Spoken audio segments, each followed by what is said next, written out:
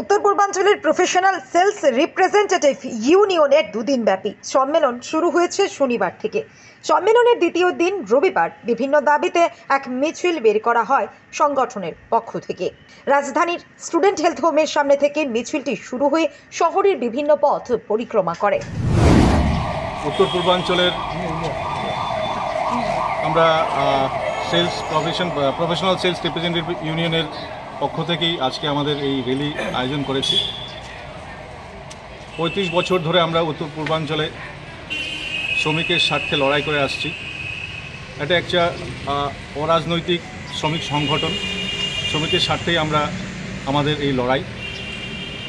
আমাদের এই 31তম বার্ষিক সম্মেলনে আমরা দুদিনব্যাপী আমাদের এই অনুষ্ঠানের আয়োজন করেছি। আজকে আমাদের এই 31তম বার্ষিক সম্মেলনের দ্বিতীয় দিন। গতদিন আমরা আমাদের প্রথম দিনের কর্মসূচিতে রেখেছিলাম রক্তদান শিবির। সেই রক্তদান শিবিরে আমাদের ব্যাপক সাড়া আমরা পেয়েছি। এই রক্তদান শিবিরে আমরা সর্বমোট 42 জন স্বেচ্ছায় রক্তদান শিবিরে অংশগ্রহণ করেছেন এবং আমরা সাফল্যের সাথে আমরা আমাদের প্রথম দিনের কর্মসূচি সম্পন্ন করতে পেরেছি।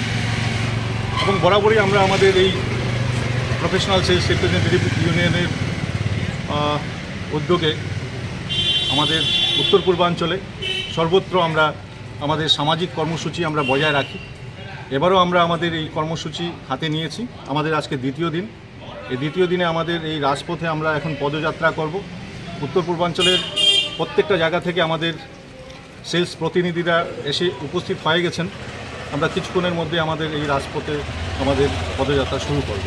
তারপর আমাদের আজকের এই দ্বিতীয় দিনে আমরা আগামী 2 বছরের জন্য আমাদের কমিটি নির্ধারণ করবে এবং নির্ধারণ অনুযায়ী আমাদের এই কমিটি কর্মসূচি সামনে রাখবেন।